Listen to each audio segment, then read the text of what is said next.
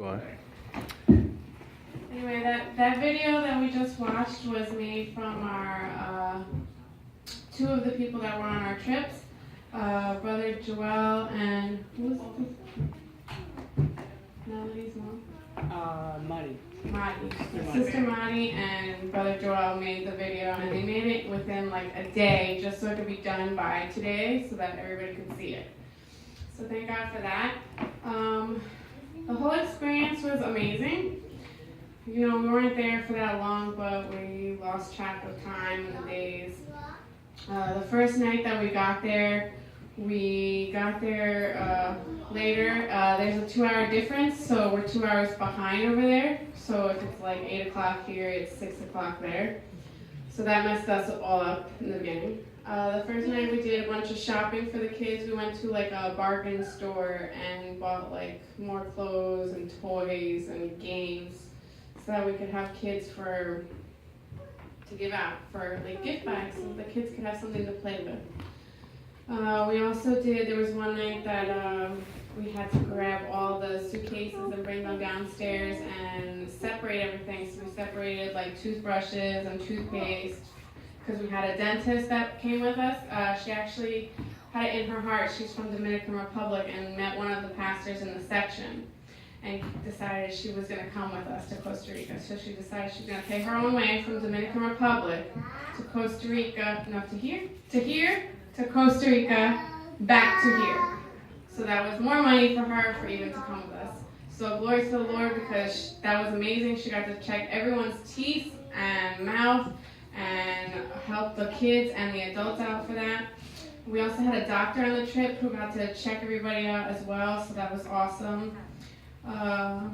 You know, when people think of Costa Rica, they'll mostly, even my mom was like, oh yeah, it's a lot of people vacation there because it's got a lot of resorts and stuff.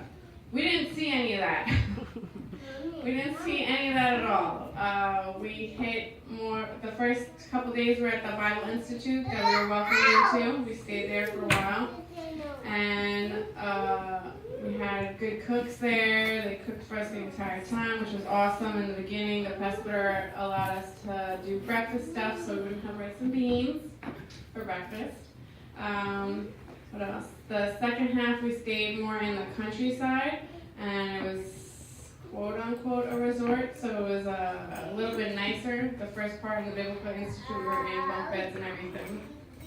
So it was more of a feel to like low down, like you're really not home anymore. Like we visited a bunch of schools and we gave out a bunch of things to the kids, and we did plays and we did like, I don't know, you saw the superheroes in one of the videos up there. We had a play that the little girl would try to pretend to go to sleep, and she couldn't go to sleep because she had a fear of the night.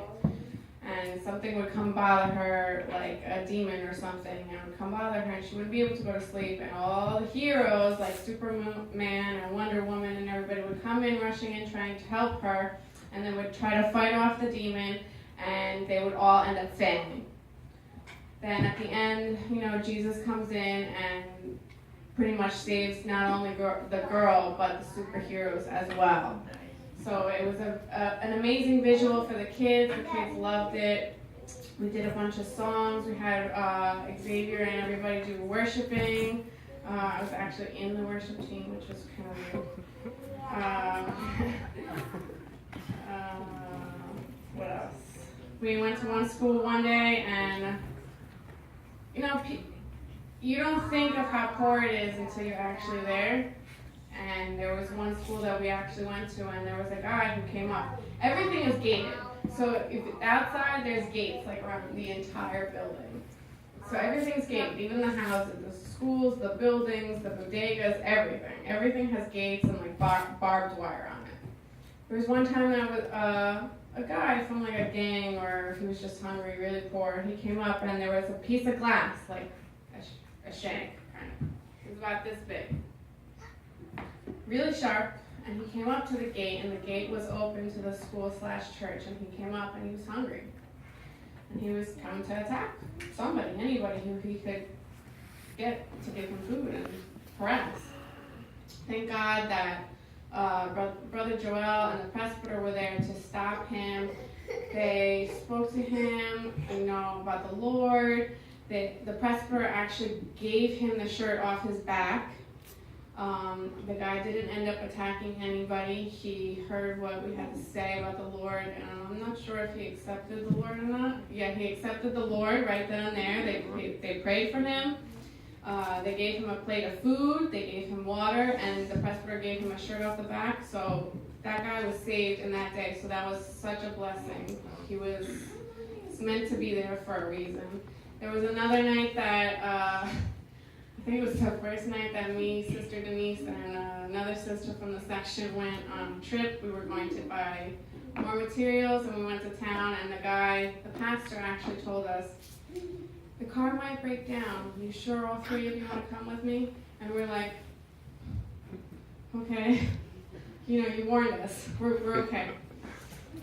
So anywhere you go in any car, there's no roads like here. The entire car at the bottom is scraping the ground. So you're holding onto the car with your leg. Like, I'm going to fall out of the car. Anyway, you think you're going to fall out of the car, but so he warned us about the car. 2 blocks before we got back to the ministry, to the Bible Institute, the car broke down. So bad that he couldn't get it to even make a sound when he turned the key.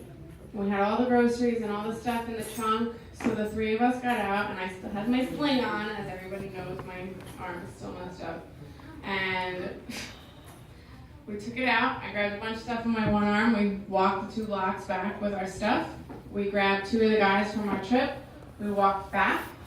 I steered the car, and everybody else pushed. We have a video of it. But it was such a blessing because that car was meant to break down. Anybody else, anywhere might have been like, oh yeah, that stinks. The car broke down, you have all this stuff, you gotta carry it all this way, whatever.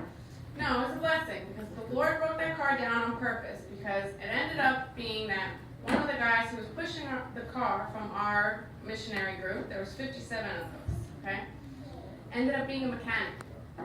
And when we got back, after we were done pushing the car, he was like, let me check out your car for free. Don't worry about it. I got this. I'm going to look at it for you.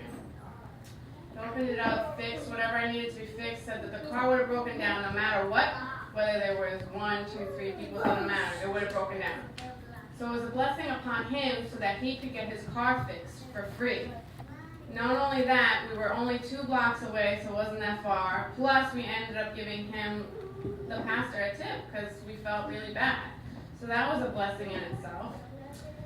The first night when we went to, I guess actually it's the second night. So that night we missed service because we were stranded. The second night when we went to service, I still had my sling on, and this for me is a blessing for myself. I walked in and I was like, I'm not wearing the sling anymore. I can't stand this thing. It hurts me. It hurt this side of my arm because it would pull on my neck.